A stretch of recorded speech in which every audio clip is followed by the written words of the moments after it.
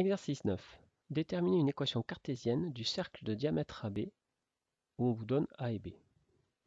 Alors oui, c'est un peu plus compliqué puisqu'on n'a pas le rayon, ni le centre. Alors il y a deux façons de faire. On va faire ça à côté.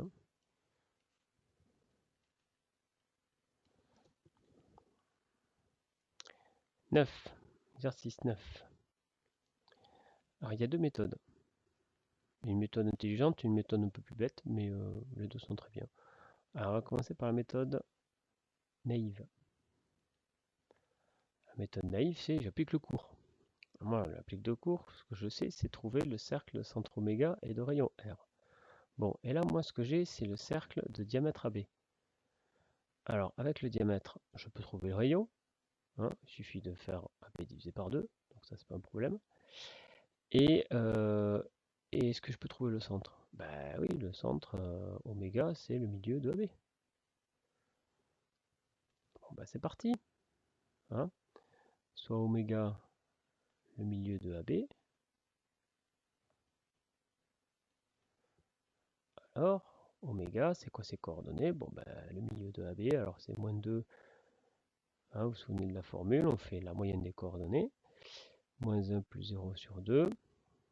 Ce qui nous fait combien? Alors, 1,5, moins 1,5. Ça y est, j'ai le milieu. Je le centre, pardon. Et enfin, AB, alors là, il va falloir calculer AB. Parce qu'on l'a pas, on a juste les points. Donc, bah, AB, c'est racine carrée des différences des coordonnées. Donc, coordonnées de B, 3 moins 2, donc plus 2 au carré, plus A, B moins A, donc plus 1 au carré, tout ça en racine. Ce qui nous fait racine de quoi? Alors 5 au carré, plus 1 au carré, ce qui nous fait racine de 26. 26 c'est 2 fois 13, on ne peut pas simplifier. Donc le rayon, qui est égal à AB sur 2, c'est égal à racine de 26 sur 2. Conclusion, l'équation du cercle, c'est-à-dire le cercle, oui, c'est le cercle de diamètre AB, c'est le cercle de centre oméga et de rayon racine de 26 sur 2, c'est-à-dire c'est l'ensemble des points M de coordonnées x, y, tels que, alors c'est parti, x moins x, y, pardon, moins au carré égale, alors égale le rayon au carré. Le rayon au carré, c'est racine de 26 sur 2 au carré, c'est donc 26 quarts. 26 quarts, on peut simplifier par 2, ça fait 13 demi. Ok, et maintenant les coordonnées du milieu, du centre, on les a, c'est 1,5 moins 1,5, 1,5 moins 1,5. Voilà une première méthode. Alors, quand je dis qu'elle est naïve, c'est pas un défaut, peut-être qu'elle-même elle marche très bien, elle me permet tout à fait de trouver, juste, bon, ben, je dois faire quand même un calcul un peu conséquent, voilà. Alors, ça c'était la méthode naïve. Maintenant, la méthode vectorielle, on va dire. Alors, la méthode vectorielle qui est un petit peu fine, elle est basée sur la caractérisation par le cercle circonscrit. On a vu l'année dernière. Alors, qu'est-ce que ça signifie pour un point M d'être sur un cercle? Eh bien, on avait vu le théorème du cercle circonscrit qui nous caractérisait ça, qui nous disait qu'un point M était sur un cercle de diamètre AB, si et seulement si le triangle AMB était rectangle en M. Voilà, et tout triangle rectangle en M a pour cercle circonscrit le cercle de centre, le milieu d'hypoténuse. Donc ça, on peut l'écrire. On a la caractérisation du fait que le point M, alors de coordonnées x, y, toujours pareil, appartiennent au cercle d'un diamètre AB. Ça équivaut au fait que AMB est un triangle rectangle en M. Et ça se caractérise encore une fois avec le produit scalaire. Donc, puisque ça veut dire que le vecteur MA scalaire le vecteur MB vaut 0. Vecteur MA scalaire vecteur MB vaut 0. Allez, vecteur MA. Alors, les coordonnées de A. Moins 2, moins 1. Moins 2, moins 1. Moins x, moins y pour les coordonnées m. Scalaire. Les coordonnées de b. Ah, c'est pas mal, hein. 3, 0. 3, 0. Moins x, moins y. Et ça, c'est égal à 0. Équivaut à... Ah, il n'y a plus qu'à faire le produit. Moins 2 moins x, facteur de 3 moins x. Plus moins 1 moins y, facteur de moins y, égale à 0. Équivaut à... Donc là, on va obtenir une équation de cercle. Hein, vous voyez qu'il y a 10x carré. Alors, moins x, ça va faire x carré. Bon. Qu'est-ce qu'il nous reste d'autre? Les doubles produits. Alors, les x, j'en ai plus 2, moins 3. Donc j'ai moins x, moins 6.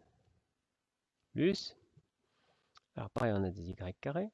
Les doubles produits, donc on a plus y, c'est tout. Plus y. Et c'est tout. Y carré plus y1 égale 0. Bon, alors on tombe sur une équation de cercle, sauf qu'on tombe sur une équation de cercle qui n'est pas réduite, c'est-à-dire qui n'est pas de la bonne forme. Donc finalement, cette méthode, bah, elle n'est pas top. Elle n'est pas top.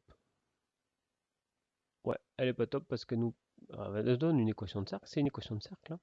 Sauf qu'elle n'est pas bien réduite, on ne voit pas apparaître le centre et tout ça. Et c'est logique qu'on ne voit pas apparaître le centre ni le rayon, puisqu'on ne l'a pas fait apparaître. Bon, alors, on peut quand même continuer pas comme ça, mais alors c'est l'exercice suivant, ça. Dans les exercices suivants, qu'on va vous donner des équations comme ça de cercles non réduites, brutes, et il va falloir les mettre sous cette forme. Donc on reviendra à cette occasion, à cette équation-là, pour bien vérifier qu'on trouve la même. Exercice 10. Quel est l'ensemble des points du plan vérifiant l'équation patati patata? Déterminer la nature et les éléments caractéristiques de cet ensemble de points. Bon, c'est deux fois la même question. Le principe, c'est on vous donne une équation de cercle développée. Il faut la factoriser, c'est-à-dire la remettre sous la forme canonique avec x moins y, x moins x oméga au carré, etc. pour trouver ce qu'on appelle les éléments caractéristiques, à savoir pour un cercle, c'est le centre et le rayon. Bon alors, j'avais dit à l'exercice 9 qu'on commencerait déjà par vérifier celle-ci. Alors, ici comme on a déjà l'équation canonique, d'ailleurs j'ai oublié la collade, il suffirait de développer ça pour vérifier qu'on trouve bien ça. Alors oui, sauf que généralement on ne connaît pas ça, on a ça et le but c'est d'obtenir ça. Je vais vous montrer comment on fait. La mise, c'est exactement la même méthode que la mise sous forme canonique qu'on a fait pour les trinômes du second degré, sauf qu'il faut le faire 2 fois. Alors je vais commencer avec les y. En fait, le principe c'est de repérer le carré qui commence comme ça. Quel est le carré? Y plus S au carré, ça fait quoi? Ça fait Y carré plus 2SY plus S carré. Donc vous voyez là j'ai le bon début, j'ai Y carré plus, il faudrait que 2S soit égal à 1. D'accord. Mais si 2S est égal à 1, ça veut dire que S vaut 1,5. Et donc S carré vaut 1 quart. Donc si je fais apparaître plus 1 quart ici, j'ai ce qu'il me faut. Si j'arrive à écrire ça là, et bien ça, je sais que ça se factorise en ça. Y carré plus 2 fois 1,5 y plus 1 quart. Sauf que j'ai pas le 1 quart là, donc j'enlève 1 quart. Du coup, ce que j'ai écrit là, c'est bien équivalent à ce que j'ai écrit là. Et il y a un quart qui vient là. Bon, je fais d'abord les y, je ferai les x après. Là, j'ai fini du coup. Parce que j'ai transformé, j'ai réussi à factoriser ça cette forme. Et vous reconnaissez, en termes de y, hop, je retrouve bien le terme y plus 1,5. Alors maintenant pour les x. Alors ça va pas être plus difficile. Le début c'est x carré moins x. Ça, vous pouvez pas le changer. Oubliez le moins 6. Alors, si j'ai un x carré moins x, eh bien, ce sera exactement comme lui. Là, il suffira de prendre moins 1,5. Et du coup, moins 1,5, ça me fait encore une fois un plus 1 quart. Du coup, le plus 1 quart, je ne l'ai pas, donc je l'enlève. Bon, et puis moins 6, il est toujours là. Alors ça se factorise en x moins 1,5 le tout au carré.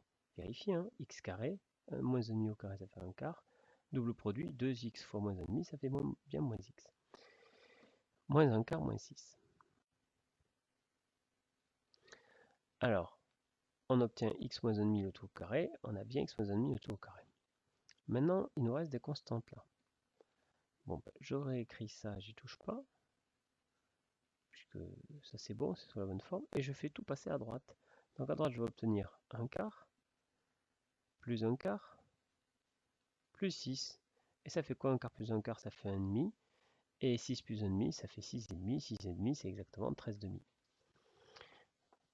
13,5, c'est ce qu'il me fallait ici, le rayon au carré. Voilà, donc ça c'était pour la fin de l'exercice 9.